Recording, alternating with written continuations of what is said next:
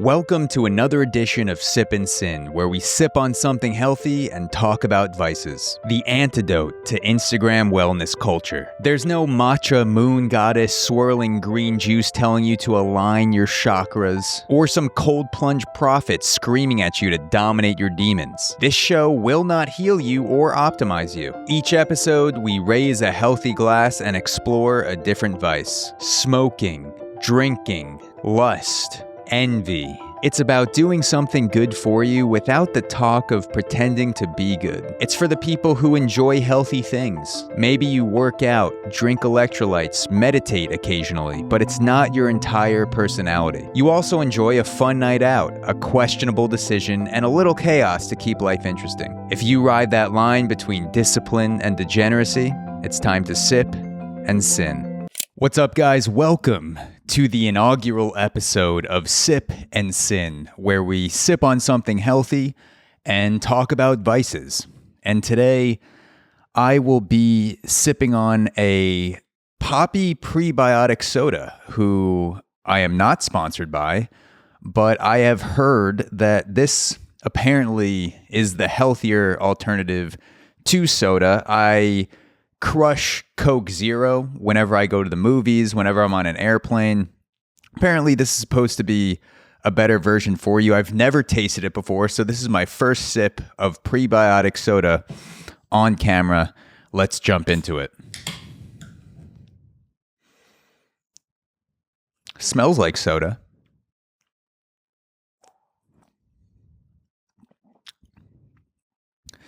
That's actually not bad.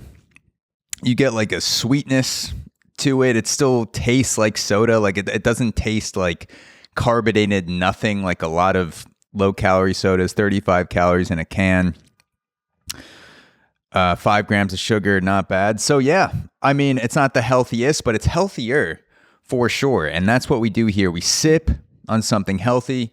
We're talking about vices. Welcome to the first episode, Sip and Sin. Before we get into our topic for today, our main topic, which is good old-fashioned cigs. We are ripping heaters. Not actually on the episode, but that's what we're talking about. But before we get into that, I have to address the first attempt at this show. The first attempt at Sip and Sin was actually Sweat and Sin. And if you guys are avid consumers of the Zach Show YouTube channel where this series will be posted, you might have seen Sweat and Sin go up on the channel, episode 1, a couple weeks ago about Cigs. And there were a couple reasons why I couldn't continue Sweat and Sin. The first one was technical difficulties because I was filming Sweat and Sin inside the little infrared box sauna that I have in my apartment. I thought it would be a good idea to film a podcast with very expensive equipment. You know, I'm not working on a movie set here, but it's still like hundreds to thousands of dollars of equipment that I've invested in. And I said, why not put that in 140 degrees Fahrenheit inside a sauna with heat and moisture? And so I did that. And it turns out the audio equipment actually held up decently well. I used a microphone. I had my Zoom recorder, but my sweat kept crackling on the microphone because I couldn't talk without sweating into the mic. So the sweat while I was sitting in the sauna, it would drip down from my chin. It would drip onto the mic would crackle. It would sound terrible. And then I didn't want to put my expensive camera in the sauna.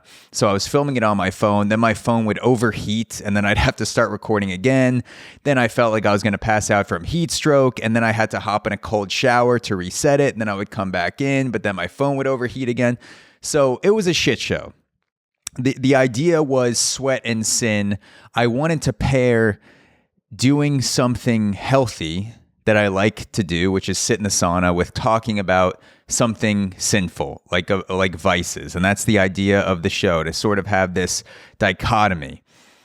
I had to change that because of me not wanting to pass out in a sauna while recording and destroy my audio equipment, even though that would have been, a scene for my wife to walk in on, is her finding me dead inside a sauna with a pair of headphones, a camera running, and a crackling microphone as I'm like seizing out from heat stroke as I'm trying to record a podcast inside a sauna.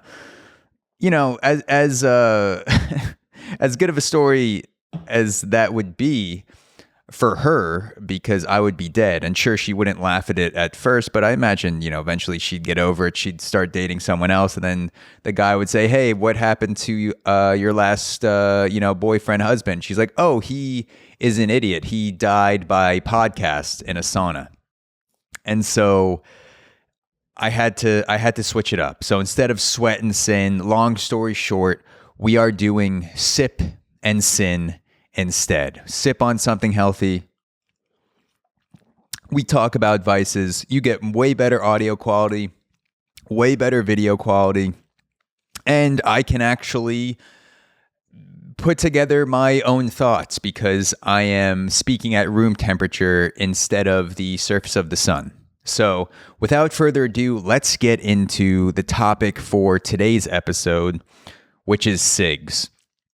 And I want to start out by saying that with my experience with cigarettes, one of the greatnesses of Cigs, but also the downfall, is that it really is like a Russian roulette for your social battery. You can be hanging out with the boys, you can be 2 drinks deep, you could be 10 drinks deep. And then someone goes outside the bar and lights a cig, and then you bum one.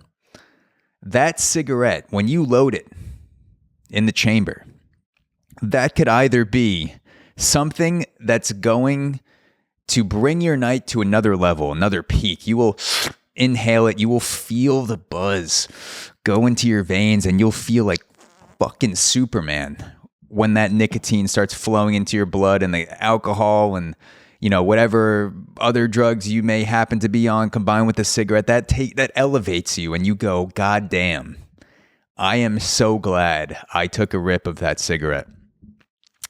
And that's one side of the Russian roulette. It's, there was no bullet in the chamber coming to take you out. It made your night better. The other side is that you take a rip of that cigarette, and all of a sudden you sit down involuntarily. Your legs just give out. And this has happened to me 2, maybe 3 times. It doesn't happen often. And it's not always connected to the amount of drinks that are in your system. Sometimes it's just literally a roll of the dice. And you take a rip and you're feeling good. And all of a sudden the entire world just starts spinning around you. And your body wants to stand up, but your mind wants to stand up, but your body goes, no, we're gonna find a seat. We are going to pop a squat somewhere. We're gonna sit down on a chair or in the middle of the street, or we're just gonna lie down on the sidewalk if you can't sit, because that is what this cigarette is doing to your life right now. It just fucked it up. And that is why I say it's Russian roulette for your social battery, because sometimes you take a hit of it and it just fucking boom, it just takes you to that other level. And then you take a hit and sometimes it spirals you down a path of just your energy imploding on yourself and your night is over. Like I have been there before a couple times where you're out and you're like, oh, I'm going to stay out for another 2 hours at least. And then I take a hit of a cigarette. I didn't even feel that drunk. And then all of a sudden like the nicotine sinks its hooks in. And then I'm like, oh yeah, my night's over. I'm going to get in an Uber now. I'll like literally on the exhale, I'm calling an Uber to get out of sight of any other human beings, because I don't want people to see me collapse in real time as I'm taking a drag of the cigarette. So it really is kind of like an either or thing. And that is the magic of the cigarette, is that you don't really know what you're going to get. Cigs are also, they're making a comeback with Gen Z. I've noticed this, and I just turned 32 years old. I live in Brooklyn, so there are a lot of schools close by. I see teenagers walking around during the school year.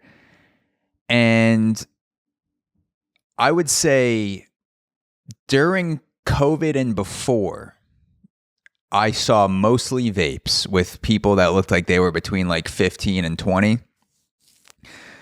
And it was only vapes. I don't think I ever saw a kid have a cigarette that looked like a teenager in Brooklyn or walking anywhere really in Manhattan. I don't think I saw a high school looking age person with anything but a vape or like a joint when weed got decriminalized in the city. Recently, I would say I've seen about like 20% of teens ripping heaters. And they are like, it's, I kind of get it because like that generation, I would say like Gen Z is more aware of cringe than millennials. Like Gen Z they're very quick to point out cringe. And a vape is a vape looks like a corny flash drive. Like it looks like an emotional support USB. When you're smoking a vape, you're just like there's no cool way to rip a battery with a sticker on it a lot of times, and it's strawberry kiwi, and you blow it out. James Dean isn't blowing a jewel.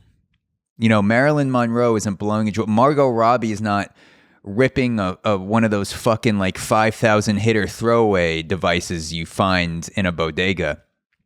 But a cigarette is vintage. A cigarette is not cringy. A cigarette is like, especially when you're at that age where you don't give a fuck about death. You're not even thinking about dying when you're 18 years old. A cigarette is like a lifeline to coolness. You could be the most uncool kid in school, and if the cool kids see you just ripping a fucking Marlboro Red outside, just chilling solo, you will be surrounded by cool people or people who think you're cool and want to be cool because they're like, yeah, fucking light me up. A cigarette creates moments because you got to be outside to do it. And when it ends, it ends. A vape, there are no moments. A vape is just a constant accessory. You don't have to be you rip a vape in a bathroom. You rip a vape hiding behind a kid's backpack in class. You rip a vape in the hallway. You rip it in your apartment. You rip it in your parents' basement. Like a vape is just there. And so it can't be cool because cool has limits. It's like if you're going to be cool, it comes with a territory. You got to step through the portal of cool. And that is what a cigarette is. There's a time limit to it. There's an energy limit to it. There's a cost to it. But it ends at a certain point, and you got to put it away, and then everyone goes, "Yeah, that was sick," and you crush the butt with your heel and you walk back inside. I think, I mean, I don't know because I'm not that age, but I think that's probably why younger kids are gravitating towards cigs rather than vapes, because it's just less cringe. It just is. And I also don't blame Gen Z for getting back into cigarettes, because the constant messaging that we're giving all young people, especially Gen Z, is that the world's ending anyway. Like climate change, nuclear destruction. You're not going to have a fucking job with AI. If we're constantly telling Gen Z that the world is over, why not rip heaters? What is the excuse to not rip cigs all the time? If there's no future for you, why not maximize the present by lighting up and enjoying the moment. So I can't blame it honestly. Like I don't know why it took so long for Gen Z to get back into cigs. I feel like if I was in their generation, I would have started ripping heaters at 12 because everyone around you is like, oh yeah, I'm not having kids because the world is fucked. And I'd be sitting there as a 12-year-old like, what are you talking about? Like, I'm 12. The world is fucked. What about me? I'm just going to be fucking, I guess, chain smoking here, dead at 40 anyway, because there's going to be no future. So why not light up? Why not look the apocalypse in the face with a cigarette and just stare it down, inhale, and exhale right into the face of the end of the world? You know? Cigarettes are part of my apocalypse plan. I mean, if a nuclear bomb hits New York City, which if someone launches a nuke, there's probably like a 20% chance it goes to New York. It's probably either going to like New York, LA, Tokyo, London, Paris. Like, there's a pretty decent chance if a nuke gets launched into the air, it's going towards a city like New York, if not New York itself. I'm not fooling myself. I'm not making a fucking an apocalyptic planner fucking bag where I'm just gonna, live in a cellar for 10 years and, come back up with cans of food and fucking, radioactive water. Like, I'm not surviving that blast. Especially I'm too close to the epicenter. I think if there was any sort of warning, if a nuke goes up in the air and it's just like across all the banners on news, Fox, CNN, NBC, it's just like Moscow just launched a nuke at New York City. New York City launched a nuke back at Moscow. It's like,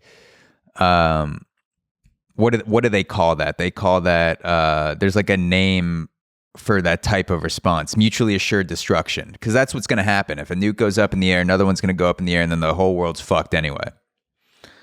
So if the nuke goes up towards New York City and there's 10 minutes left until it hits, I am going to have a box with 3 cigarettes, 3 Marlboro Reds, because why not? The world's ending anyway. I'm going to have a flask of Japanese whiskey, Suntory. I enjoyed a Japanese whiskey. And, that's basically it. And then whatever my wife wants to put in there, she's French, so she'll probably split the cigarettes with me. She'll have a flask of wine, a Bordeaux. And we'll just go up on the roof of our apartment building and watch The Flash. And as soon as that heat wave comes over me, I'm going to take a rip of that flask. I'm going to down it. I'm going to inhale as the flames just engulf me and the rest of the city. And that's my plan. So Gen Z, I don't blame you. I'm older than you are. People give millennials more hope. Gen Z, they're already like, yeah, I'm like, you guys are fucked. So keep ripping heaters, Don't let the world, if the world's going to tell you it's over, then you might as well go out in style. And speaking of going out, Jesus Christ went out, a couple thousand years ago on the cross. And people are waiting for him to come back. They're waiting for him to come back in the year 2025, whenever he's going to make another appearance. And I think that if Jesus came back, because he would have to get disciples. Like, he had 12 disciples back then. You need another 12 disciples now. You gotta figure out a way to find people who want to be your followers and help you out and do all that Son of God stuff that you do. Fucking, I think that's what the Son of God does. When people come up to him, he's like, yo, I know some shit. Don't fucking. So if you're going to recruit, you gotta have a method. You gotta have a thing, like what's gonna like grab people's attention. Because in the year 2025, if you just go up to people and say, I'm Jesus Christ, they'll be like, oh, sweet, there's 40 other people in this mental institution down the street who think the same exact thing. So we're just going to lock you up in there. If Jesus is alive today, if the actual Jesus is around, he's locked up in a mental institution somewhere going like, I swear to God, I'm Jesus. So he needs a thing. You need a thing to get people on your side. And I think if Jesus came back today in the year 2025, he would recruit disciples through bumming cigarettes. I think that is a good thing to get people in to your thing, which is saving humanity. If you're Jesus, if I'm Jesus Christ and I'm looking for disciples, I'm walking down the street. You know, Jesus looked for disciples in low places. You know, he didn't go to the most wholesome places to find disciples. So if I'm Jesus in Brooklyn, New York, I'm probably going to a bar at 2 a.m., going to a club, you know, maybe going into the subway. I'm seeing some city creatures. I'm seeing some degenerates. I'm you know, they're people that maybe seem to have no hope, but as Jesus Christ, I see hope in them. And I need a tool to reach out to them. And I think the perfect tool for that is a cigarette. Who doesn't like bumming cigarettes? If I'm Jesus and I'm walking around and I'm having a couple drinks at a bar and I see a couple degenerates, I'm like, those guys would make good disciples. I'm going outside with a pack of Marlboro Lights. I'm lighting up and I'm waiting for them to ask me if they can have one. And I go, oh yeah, 100%. Here you go. Rip to your desire. Rip that cig to your desire. You want a light? I'll light it for you. And they go, Jesus Christ, man, like you're just going to give me the whole pack? And to myself, I'm thinking like, you know, how does this guy know who I am? But really, he doesn't know. He just likes to say the name, but he doesn't know. But I'm about to show him, and I light up that cigarette for him. And I tell him about the gospel. I preach the gospel of 2025 to this man who just bummed a cigarette. And I start my own pack of disciples through my pack of Marlboro Lights. I offer 12 cigs like Jesus did back in the day with bread, with wine, except Marlboro Light. Take a Marlboro Light. Take an American Spirit.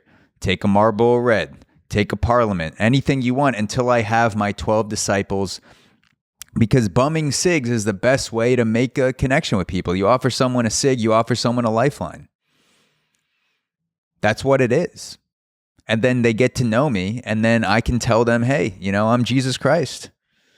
And they're like, Jesus Christ? Jesus Christ. I'm like, yeah, dude, Jesus Christ. Jesus Christ.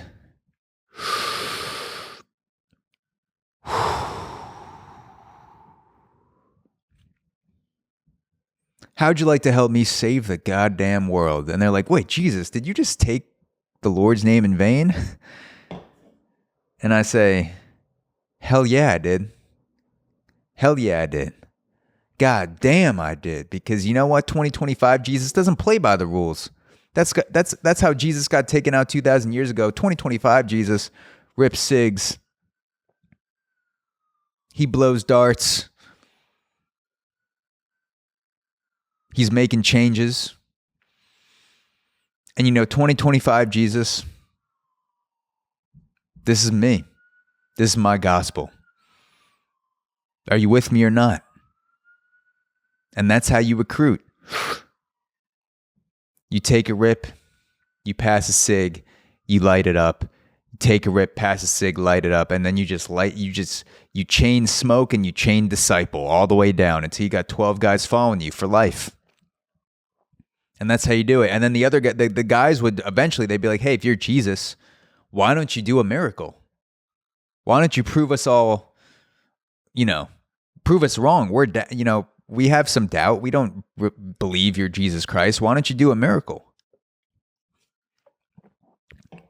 And that's when Jesus would do his never-ending cigarette. He would light a cig, He'd take the longest pole you've ever seen, blow out the biggest cloud that you have ever felt, and that cigarette butt wouldn't go down a single millimeter. And he'd keep doing that and doing that and doing that. And it would be a never-ending cig. And Jesus Christ's miracle in 2025, in the age of the comeback of cigarettes, would be the never-ending cig. The everlasting heater. The never-die dart. That would be the miracle of modern-day Jesus Christ. And that would secure the 12 disciples he needed. As we close out this first episode, this first edition of Sip and Sin, I want to talk about the Ben Affleck smoking meme. You know the one I'm talking about. He has the blue shirt, the long sleeve pulled up. He looks like he had a long day. He's got wrinkled jeans on. He's got the cigarette down by his side. Some paparazzi dude hid in the bushes, took a photo of him on the exhale. And he's just looking like, damn, I had a long day. Damn, I had a long life even. I don't know what he's thinking. Because only Ben Affleck knows what he's thinking there. But I want to end out on this meme, this Ben Affleck, and it's not even a meme. He's a human being. I just want to end out on this photo in general, because it is a snapshot into a lot of things that are wrong about the self-care industry today. And in the intro to this podcast, I talk about how, I want this to be the antidote to Instagram wellness. And I feel like the self-care is a big part of Instagram wellness, and all this bullshit woo-woo of healing your chakras or, fucking sunning your butthole and all that shit. Basically this voodoo self-care wellness. It's not actually self-care. It's just you doing weird shit and making excuses to not hang out with your friends and being a human being. Self-care isn't always about optimization.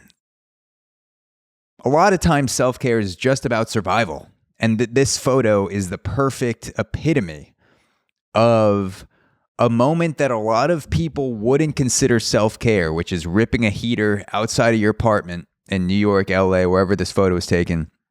Ben Affleck in that moment looks like the only other choice he had besides smoking a cigarette was smoking his head on the sidewalk after jumping off a balcony. And he was like, you know what? I'm going to survive today. I am going to close my balcony door. I'm going to slide that door shut. I'm going to grab a pack. I'm going to walk downstairs. Then I'm going to survive for 10 more minutes off this heater, and I'm going to rip it, and I'm going to live in this moment. And this is my self-care right now. It's not a facial. It's not a ice bath. It's not a fucking journal entry. It's ripping a heater. It's just getting through the day. Self-care, the true heart of self-care is survival. It's not optimization. It's not fucking stressing yourself out with,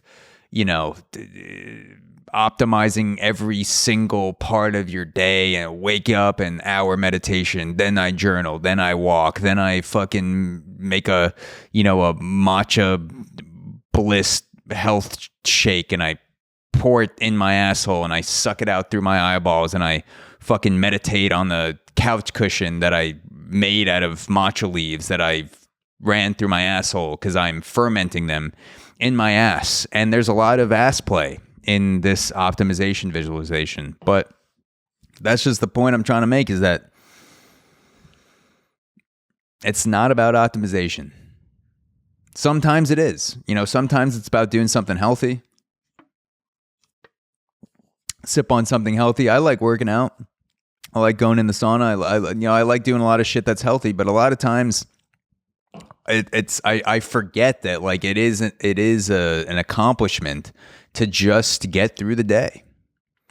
And sometimes it's a healthy soda, sometimes it's a cigarette, but everyone needs those things that just they can live in the moment for and just fucking suck into their soul and exhale a moment of comfort, a moment of bliss. And so thank you for tuning in to the first episode of Sip and Sin. I hope you enjoyed that. If you guys feel so inclined, comment some other vices you want me to talk about. There's cigarettes, there's sex, there's booze, there's lust, there's envy. They're like tossing dollars in the street, whatever it is. It could be a personal thing that has to do with you. It could be a story in the news that you saw that has to do with vices. I'm probably going to make this show a combination of both, but like things that have to do with me personally, but also stories I read about other people, maybe historical figures, pop culture. We'll see where it goes. It's an early show. I don't want to put any reins on it. But thank you for tuning into this episode of Sip and Sin, the inaugural episode, and I'll see you guys next time.